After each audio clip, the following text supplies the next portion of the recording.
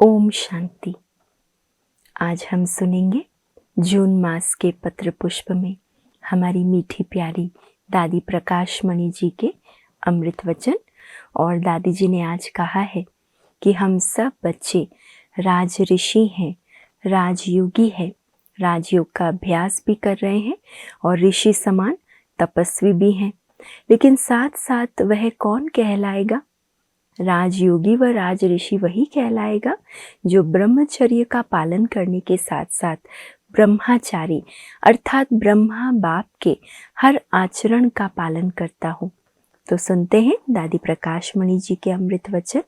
ये है 2000 की क्लास। दादी जी कह रही है राज ऋषि वह है जो ब्रह्मचारी के साथ ब्रह्मचारी है। राजयोगी राज ऋषि सदा प्रभु का प्यारा है। उन्हें एक बाबा ही प्यारा है। संगम युग पर हम सब का उद्देश्य है राजयोगी बनना। जिनको एक प्रभु ही प्यारा है वही राजयोगी व राज ऋषि कहलाते हैं। संगम पर हम सब का उद्देश्य है राजयोगी बनना। हमारा कुल ब्राह्मण है, लक्ष्य है देवता बनना। हम सभी राजयोगी सो राज ऋषि हैं। ऋषि अर्थात ब्रह्मचारी, गृहस्थी नहीं। ऋषि अर्थात ब्रह्मचारी, गृहस्थी नहीं। हम ब्रह्मचारी सो ब्रह्मचारी है। हमारे सर्व संबंध एक बाप से है। हम उस सच्चे माशूक के आशिक हैं। हम सभी उस सच्चे माशूक के इश्क को जानते हैं। एक बाबा की लगन कितनी प्यारी, मीठी, सुखदाई है। ऐसी लगन में मगन रहने वाले कभी किसी दूसरे की लगन में नहीं जाएंगे। जिनको एक बाबा की लगन लगी है वह कभी किसी दूसरे की लगन में नहीं जाएंगे, क्योंकि बाप की लगन मीठी, प्यारी और अति सुखदाई है। अगर किसी की आपस में बहुत बहुत प्रीत होती है तो उसे तोड़ना मुश्किल होता है। ऐसे जब बाप से हमारी पूरी लगन है, प्रीत है, तो यह भी गुप्त खुशी व नशा रहता है कि हमने तो उसी बाप को पाया है। जिससे हमारी लगन है उसी को हमने पाया है। सारी दुनिया कुछ भी नहीं, एक तो ही इतना प्यारा है। हम उसी प्यार के समुद्र की नदियां हैं। प्यार के सागर से निकली हुई उसकी नदियां हैं। इसी को ही हम कहते हैं निरंतर योग में रहना। ये मस्ती बड़ी निराली है। बाप के प्यार का अनुभव करते उसी मस्ती में रहो तो दूसरी कोई भी बात सामने आ नहीं सकती। ये पुरुषार्थ की बहुत सहज विधि है। कई योग लगाते हैं, मेहनत करते हैं, लेकिन अनुभव नहीं होता। कहते हैं मेरा एक बाबा, दूसरा न कोई। यही पुरुषार्थ करते हैं कि मैं आत्मा हूँ, मेरा बाबा प्यारा शिव बाबा है, मुझे बाबा की सेवा में तत्पर रहना है। जितना समय बाबा की सेवा में जाए उतना अच्छा है। लेकिन अनुभव हो कि मैं आत्मा इस शरीर से अलग हूँ, मैं आत्मा सुनती हूँ, आत्मा बोलती हूँ, यह मेरा शरीर है। यह अभ्यास अभी कम है। समझते हैं लेकिन अनुभव कम है ना। इसलिए बाबा कहते हैं जब मैं कहूँ कि मैं आत्मा हूँ तो अनुभव हो कि मैं शरीर से डिटैच हूँ, अलग हूँ।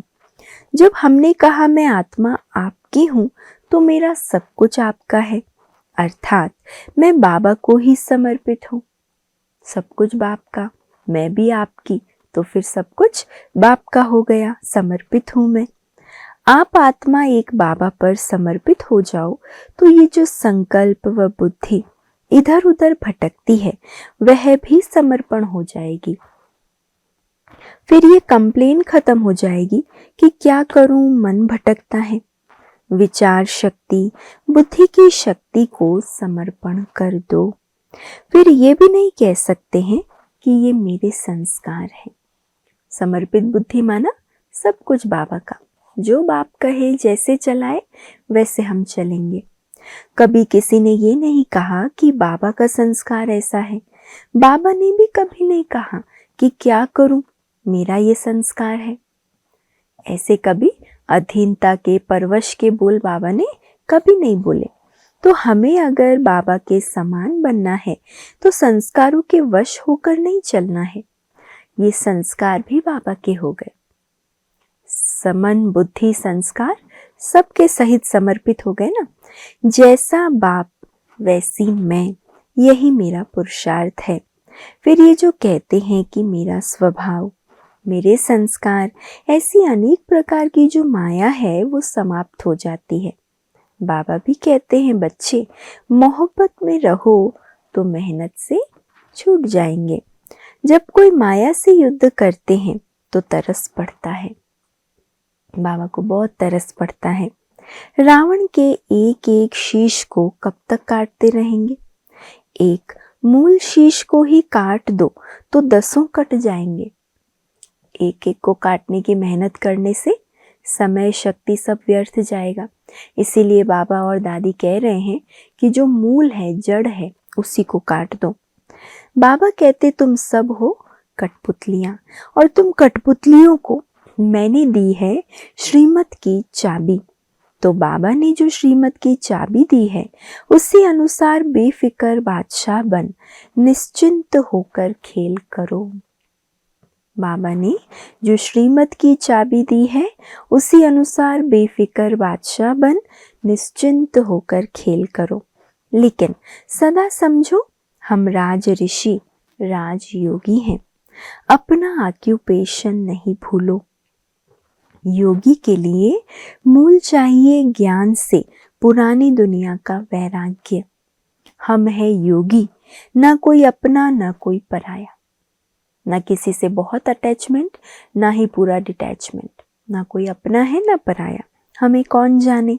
हे आत्मा, तू बाबा के सामने मन बुद्धि सहित स्वाहा हो जा। जब सब स्वाहा हो जाएगा तब पुरानी दुनिया से बेहद का वैराग्य आएगा। पुरानी दुनिया तब तक खींचती है जब तक समर्पण नहीं हुए। जो समर्पण की परिभाषा दादी ने इतनी गहरी सुनाई है, इतनी विस्तार से सुनाई कि समर्पण होने के बाद न मेरा संस्कार, न मेरा स्वभाव, कुछ भी नहीं रहा। तो इसीलिए जब स्वाहा हो जाएंगे ऐसे, तब पुरानी दुनिया से बेहद का वैराग्य आएगा। पुरानी दुनिया तब तक खींचती है जब तक समर्पण नहीं हुए। संकल्प शक्ति भी समर्पण हो तो दूसरी कोई भी बात सामने आ नहीं सकती। इसी का नाम है तपस्या। तो पहले अपने आप का त्याग करो, अर्थात समर्पण हो जाओ। जब आत्मा स्वयं समर्पण हो गई, फिर तपस्या करना, अशरीरी बनना बहुत सहज है। अभी हमारी तपस्या की दुनिया को भी दरकार है। दुनिया को भी, दुनिया की जो तमो प्रधान वातावरण है उसमें हमारी तपस्या से उस वातावरण को बदलने की दरकार है। तत्वों को भी इसकी दरकार है। हम सब देख रहे हैं दुनिया की हालत दिन प्रतिदिन गंभीर होती जाती है। ये दुनिया की गंभीर बातें हमें और भी प्रेरणा देती है कि हमें तपस्या करके विश्व को अपने साइलेंस की किरणें देनी है। वातावरण को देखते, तत्वों को देखते, मनुष्य आत्माओं को देखते, अभी हमें अंदर क्या जागृति लानी है कि हमें तपस्या करके विश्व को अपनी साइलेंस की किरणें देनी है। अच्छा, ओम शांति।